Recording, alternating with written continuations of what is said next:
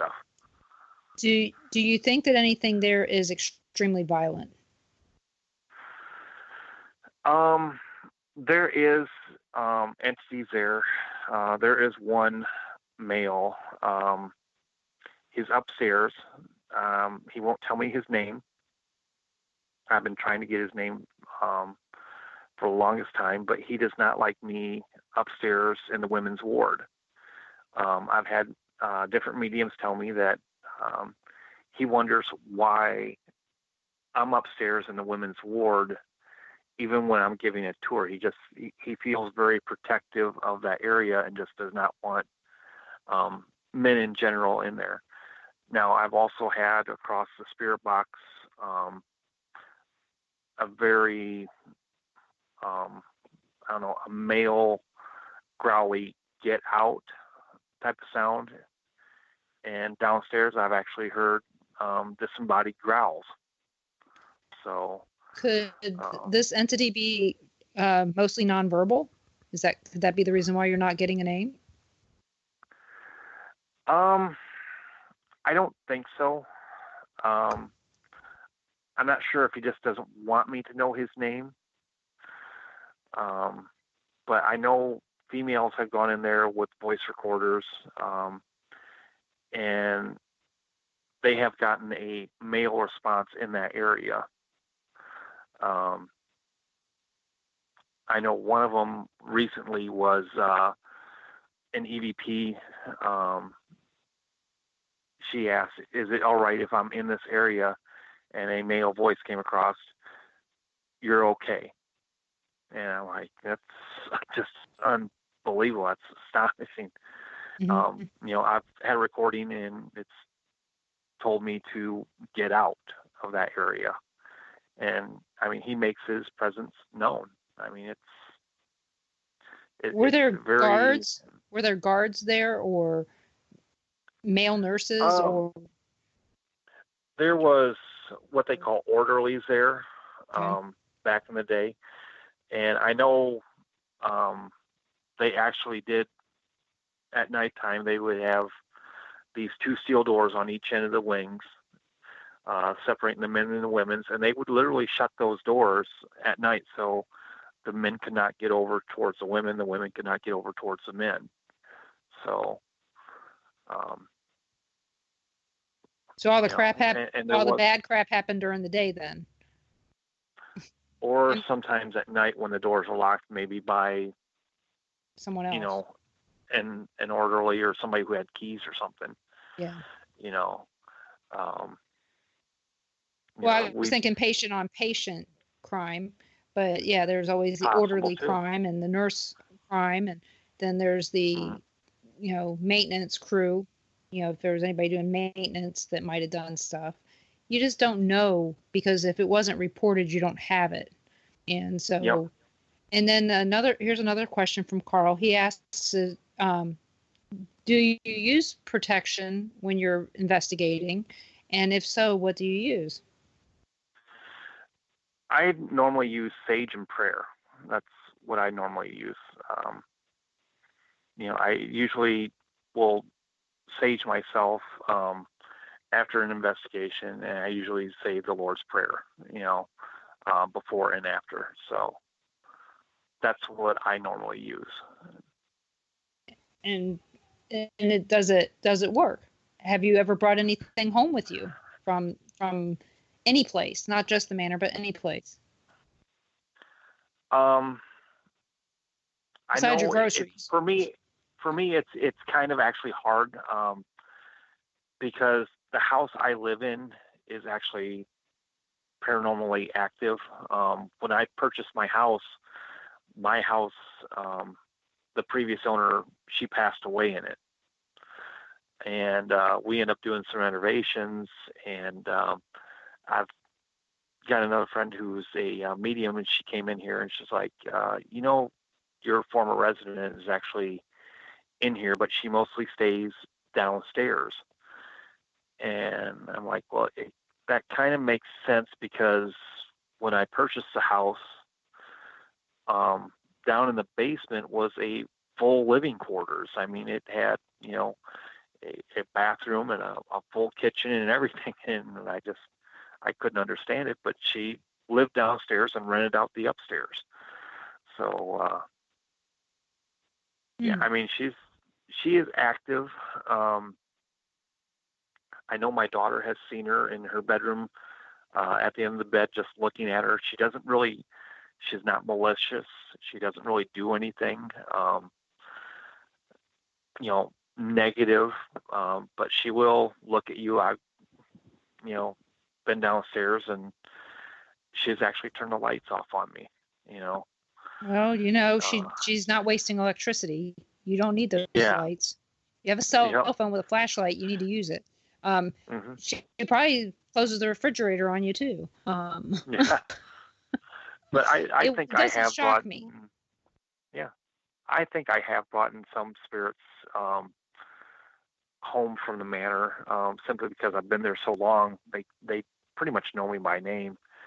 I've had my name called hundreds and hundreds of times. That if they feel, I don't know if they feel like uncomfortable with certain people that are doing investigations there or something, but I can look out my bedroom and look down the hallway, and once in a great while I'll see a shadow movement where there shouldn't be shadow movement, or been woken up in the middle of the night for no reason. Is there any rhyme or reason to when you have these spirit visits? The Do they last coincide one, with anything? Not a whole lot. I don't think I know the last one that I've actually gotten woken up. We had an investigator that was fairly aggressive with the spirits. I mean, he was taunting and calling them out and wanting to put them in a straitjacket and put them in the padded room. And I'm like, dude, don't do that. They still have the same emotions and feelings when they were still alive. Just, I don't like it when they do that. And yeah, I think that there was, some that actually have followed me home, or, know where I live or how to get to my house.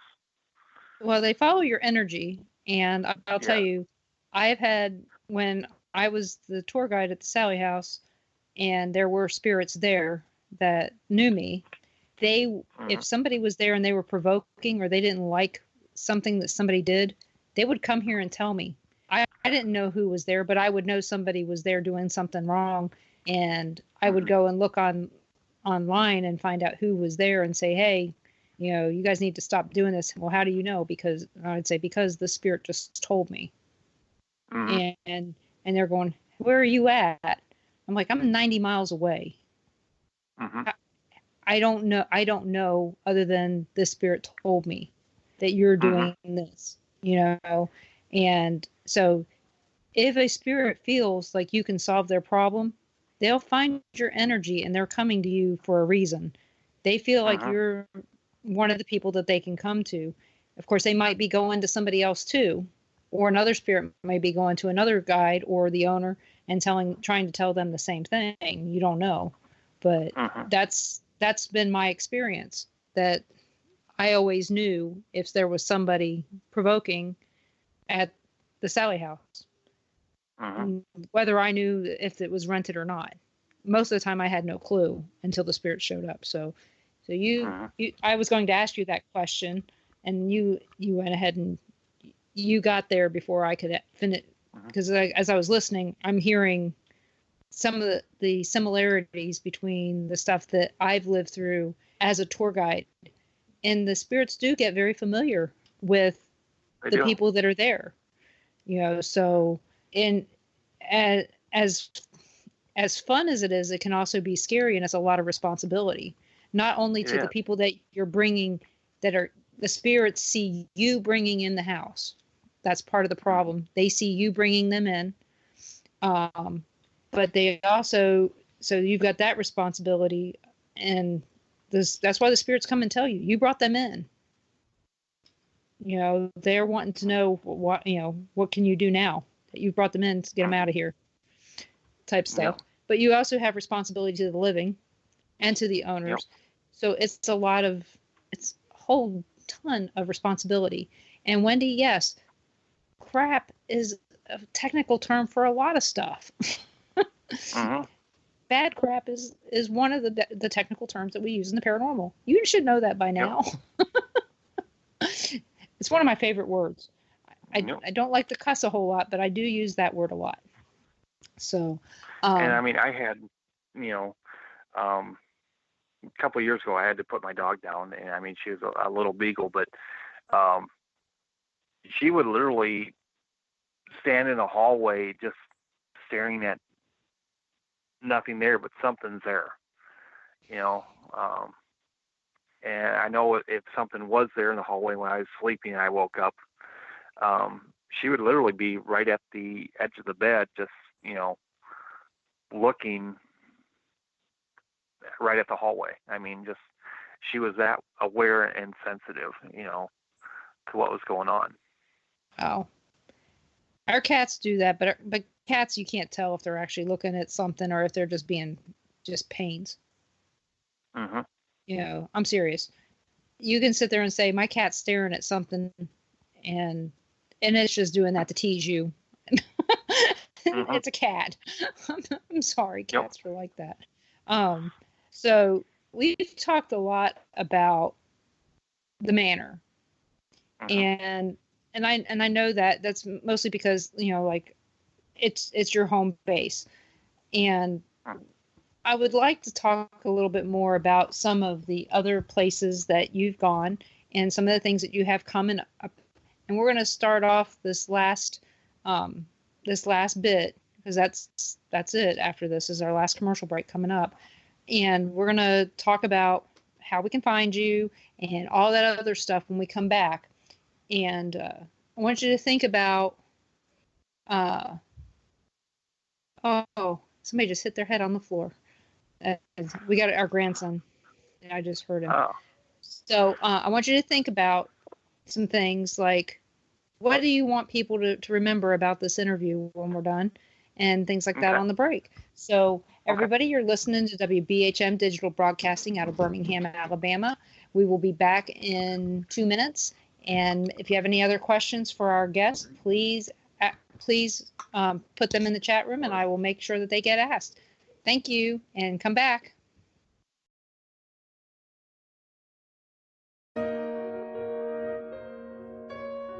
You are listening to WBHM Digital Broadcasting, the best in paranormal talk radio.